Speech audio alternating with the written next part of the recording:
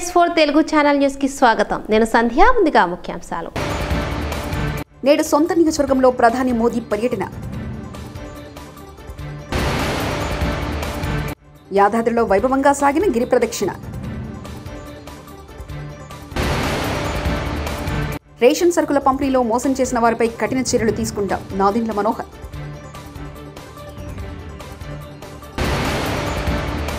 విజయవాడలో క్యాంపు కార్యాలయాన్ని పరిశీలించిన ఉప ముఖ్యమంత్రి శ్రీ పవన్ కళ్యాణ్.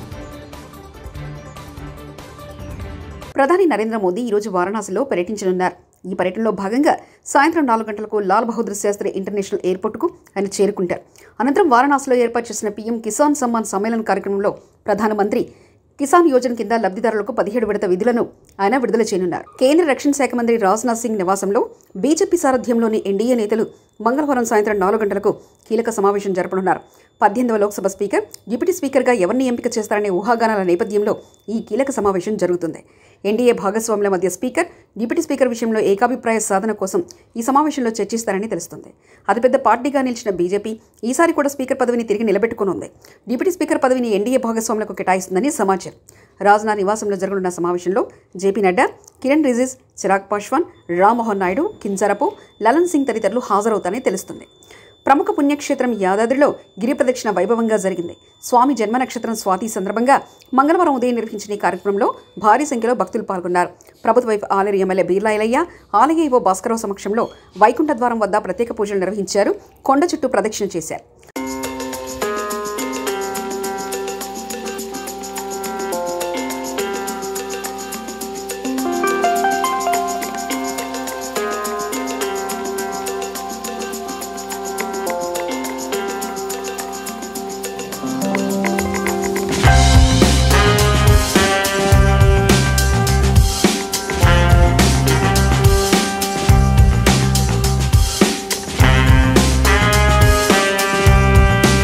స్వాతి నక్షత్రం సందర్భంగా ఈరోజు యాదగిరిగుట్టలో ఆలయ ఏవో గారు, సిబ్బంది గారు ఒక్క పిలుపు మేరకు రాష్ట్ర నలుమూల నుంచి స్వామివారి స్వాతి నక్షత్రం సందర్భంగా గిరి ప్రదక్షిణ చేయడానికి సుమారు 9 నుంచి 10,000 మంది రావడం చాలా గొప్ప విశేషం.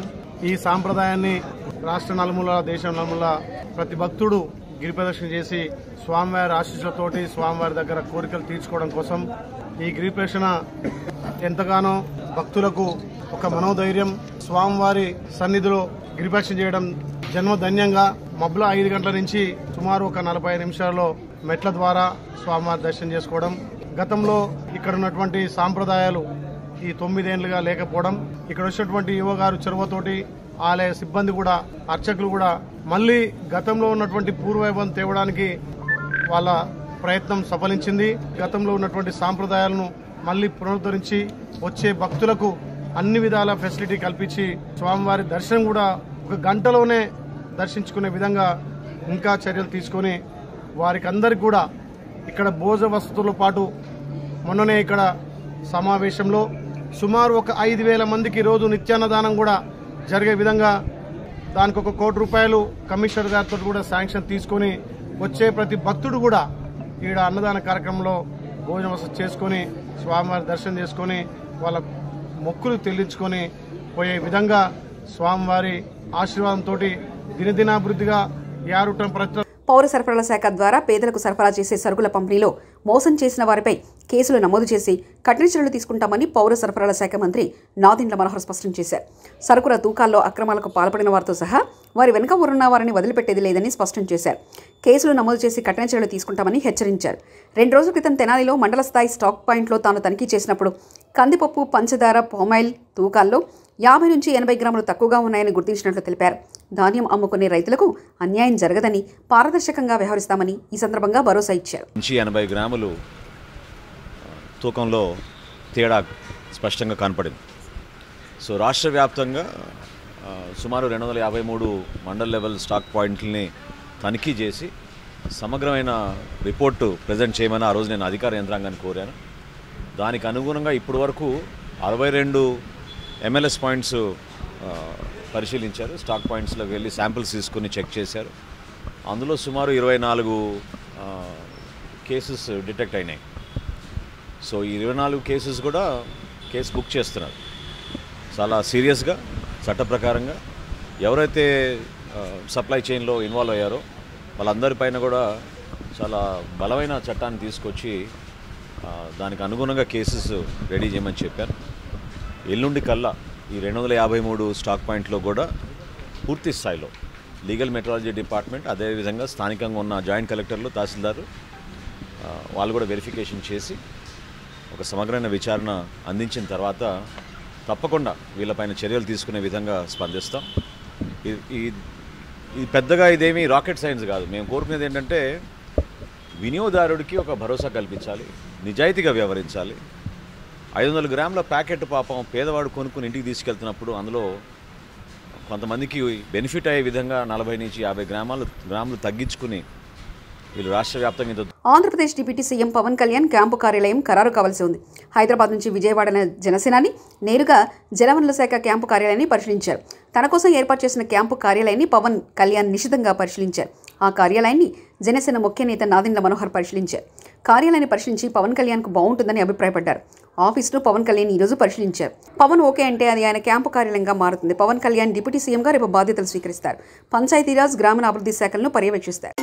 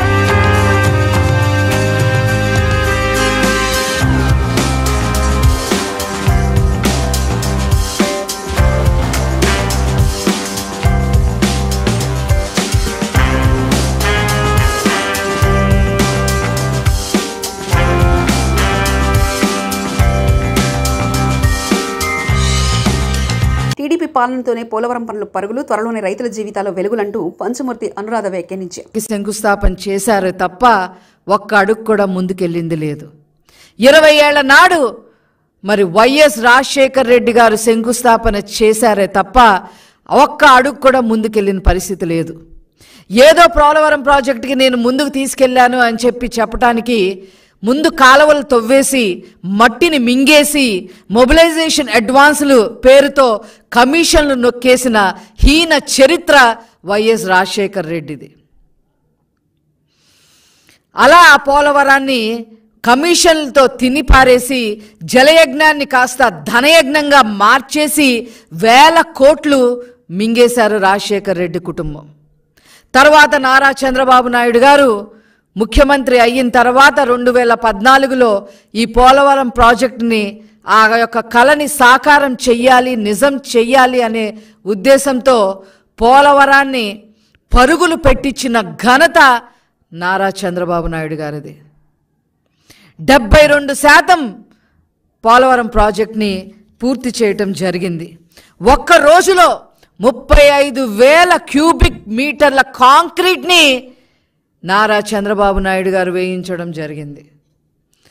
ఒక గంటకి 13,080 క్యూబిక్ మీటర్ల కాంక్రీట్ని ఆ రోజు పోలవరం ప్రాజెక్టులో చేయించడం వల్ల గిన్నీస్. మంగళగిరి ప్రజల కోసం మంత్రి నారా లోకేష్ ఉండవల్లి నివాసంలో నిర్వహించిన ప్రజా దర్బార్కు నియోజకవర్గం నుంచి పెద్ద ఎత్తున తరలివచ్చారు.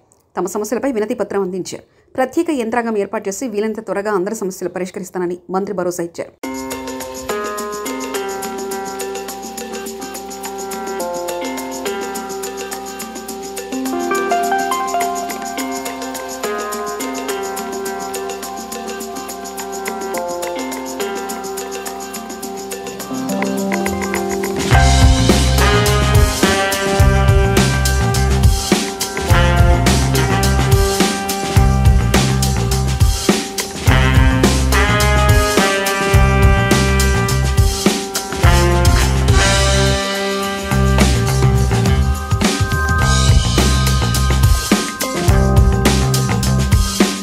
విజయవాడలోని కొత్త ఇంట్లో హోంమంత్రి వంగలపూడి అనిత గృహప్రవేశం చేశారు.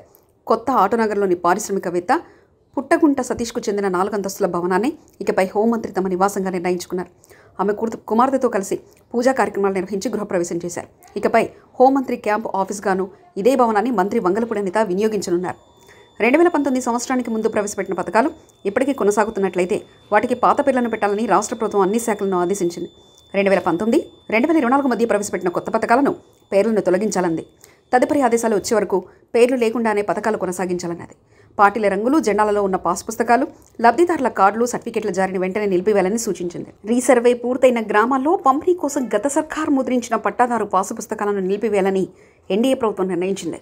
సుమారు 20 లక్షల మంది రైతులకు పుస్తకాలు అందాల్సి ఉండగా ఎన్నికల వల్ల వేలాది మందికి అవి రాలేదు. మాజీ సీఎం జగన్ ఫోటో ఉన్న నేపథ్యంలో ఈ నిర్ణయం తీసుకున్నట్లు ప్రభుత్వ వర్గాలు చెబుతున్నాయి. మరోవైపు రీసర్వే కొనసాగింపుపై సందిగ్ధత నెలకొంది. నరసాపురం ఎంపీ భూపతిరాజు శ్రీనివాసవర్మ కేంద్ర సహాయ మంత్రిగా బాధ్యతలు స్వీకరించారు. భారీ పరిశ్రమలు, ఉక్కు శాఖ సహాయ మంత్రిగా ఆయన మంగళవారం బాధ్యతలు చేపట్టారు. కేంద్ర మంత్రి కిషన్ రెడ్డి, సోము వీరాజ్తో సహా పలువురు భాజపా నేతలు, ఎమ్మెల్యేలు కార్యక్రమంలో పాల్గొని శ్రీనివాసవర్మకు శుభాకాంక్షలు తెలిపారు. ముఖ్యమంత్రి చంద్రబాబుతో సమన్వయం చేసుకుంటూ ఆంధ్రప్రదేశ్కు పరిశ్రమలు తీసుకురావడంలో కీలక పాత్ర పోషిస్తానని శ్రీనివాసవర్మ అన్నారు. వైజాగ్ స్టీల్ ప్లాంట్ ప్రైవేటీకరణ విషయంలోనూ ప్రజల సెంటిమెంట్ను కాపాడుతూ ముందుకెళ్తామన్నారు. కేంద్ర భారీ పరిశ్రమలు మరియు ఉక్కు శాఖల సహాయ మంత్రిగా ఈరోజు నేను బాధ్యతలు స్వీకరించడం జరిగింది. ఉద్యోగ భవన్లో నా కార్యాలయంలో ఏదైతే ప్రధానమంత్రి గారు నా మీద నమ్మకంతో, విశ్వాసంతో ఉంచినటువంటి బాధ్యతని పూర్తిగా చిత్తశుద్ధితో నిర్వహించి ముందుకు వెళ్తాననేటువంటి విషయాన్ని ఈ సందర్భంగా చెప్తున్నాను. ఒక సామాన్య కార్యకర్తగా బీజేపీలో పనిచేయడం ప్రారంభించిన నేను 35 సంవత్సరాల క్రితం ఈరోజు కేంద్ర మంత్రి స్థాయికి తీసుకొచ్చినటువంటి పార్టీలో ఉన్నటువంటి నాయకులందరికీ కూడా పేరు పేరున హృదయపూర్వక ధన్యవాదాలు తెలియజేస్తున్నా. రాబోయేటువంటి రోజుల్లో అతి తక్కువ సమయంలో ఈ శాఖల మీద పూర్తి అవగాహన పెంచుకుని ఈ 2 శాఖలకు కూడా మంచి పేరు వచ్చే విధంగా, అదేవిధంగా ప్రభుత్వ పాలసీ ఏదైతే ఉందో ఆ ప్రభుత్వ పాలసీలకు అనుగుణంగా కొత్తగా పరిశ్రమలు స్థాపించడానికి ముందుకు వచ్చేటువంటి వ్యక్తులను కానీ, సంస్థలను కానీ పెద్ద ఎత్తున ప్రోత్సహించడం జరుగుతుందని ఈ సందర్భంగా చెప్తూ ఉన్నా. అదేవిధంగా ఆంధ్రప్రదేశ్కి సంబంధించినటువంటి పరిశ్రమల విషయంలో అక్కడ ఉన్నటువంటి ముఖ్యమంత్రి గారు చంద్రబాబు నాయుడు గారితో కూడా సమావేశమై గత 5 సంవత్సరాలుగా ఆంధ్రప్రదేశ్లో ఏ ఒక్క కొత్త పరిశ్రమ రాకపోగా ఆంధ్రప్రదేశ్ నుండి ఉన్న పరిశ్రమలు కూడా బయట రాష్ట్రాలకి తరలి వెళ్ళిపోయినటువంటి సందర్భం మనందరికీ కూడా తెలుసు. అటువంటి సంస్థలను పిలిపించి మాట్లాడడం ద్వారా తిరిగి ఆంధ్రప్రదేశ్లో పరిశ్రమలు నెలకొల్పే విధంగా ఎన్నికల ప్రక్రియపై వైకాపా అధ్యక్షుడు వైఎస్ జగన్ ఎక్స్ ట్విట్టర్లో చేసిన పోస్టుపై విజయవాడ ఎంపీ కేశినేని శివనాథ్ చిన్ని గట్టి కౌంటర్ ఇచ్చారు. ఈవీఎంలో గతంలో తానేం మాట్లాడారో జగన్ ఒకసారి వినాలన్నారు. ఇప్పటికైనా కళ్ళు తెరిచి వాస్తవాల్లో బతికితే జగన్కు ఆ 11 మందైనా మిగులుతారని హెచ్చరించారు. ప్రజాధనం దోచుకున్న వాళ్ళను ఎవరి తమ ప్రభుత్వం వదిలిపెట్టదన్నారు. ఆలోచనలు ఉండాలి. అబ్బా ఎంత గొప్పగా చెప్పారు జగన్మోహన్ రెడ్డి గారు. ఇన్ని రోజులు ప్రజలకు న్యాయం గురించి కానీ, ప్రజలకు న్యాయం చేయాలని కానీ ఏ రోజు మీకు ఒక్క కోసాన కూడా లేని వ్యక్తివి నువ్వు ఇవాళ ఈవీఎంల గురించి మాట్లాడుతున్నావు. నీకు గుర్తుందో లేదో 2019లో ఈవీఎంల గురించి నువ్వు ఒక స్టేట్మెంట్ ఇచ్చావు. ఆ స్టేట్మెంట్ ప్రకారం వీరు ఎంత అద్భుతంగా చెప్పారంటే 80% ఓట్లు వేశారంట 2019లో. ఈయనకి వాళ్ళందరికీ వీవీప్యాక్లో సింబల్ కనబడిందంట. కనబడినాక వాళ్ళు సైకిల్కి ఓటేస్తే వేరే సింబల్ కనబడితే అక్కడ కంప్లైంట్ చేసేవాళ్ళు. కాబట్టి బ్రహ్మాండంగా పనిచేస్తున్నాయి వీవీప్యాక్లు అని 2019లో వీరు చెప్పిన ఒక వీడియో. ఇవాళ వచ్చి ఏం చెప్తారు, ఈయన వీవీప్యాక్లు నమ్మకం లేదన్నట్టు చెప్తున్నారు. బాబు జగన్ను 80% కాదు 86% మంది ప్రజలు వాళ్ళు మాకు ఓటేశారు. ఎక్కడా ఏ ప్రజలు కంప్లైంట్ ఇవ్వలేదు. కాబట్టి వాళ్ళందరూ న్యాయం జరిగిందని కోరుకుంటున్నారు. నువ్వు భ్రమల్లో జీవిస్తున్నావు. నీ యొక్క ప్యాలెస్లోంచి బయటకు వచ్చి ప్రజా జీవితంలో ఏం జరుగుతుందో తెలుసుకో. ఇకనైనా నువ్వు బయటకు వచ్చి ప్రజా జీవితంలో ఏం జరుగుతుందో తెలుసుకో. నేడు సొంత నియోజకవర్గంలో ప్రధాని మోదీ పర్యటన. యాదాద్రిలో వైభవంగా సాగిన గిరి ప్రదక్షిణ. రేషన్ సరుకుల పంపిణీలో మోసం చేసిన వారిపై కఠిన చర్యలు తీసుకుంటాం నాదెండ్ల మనోహర్.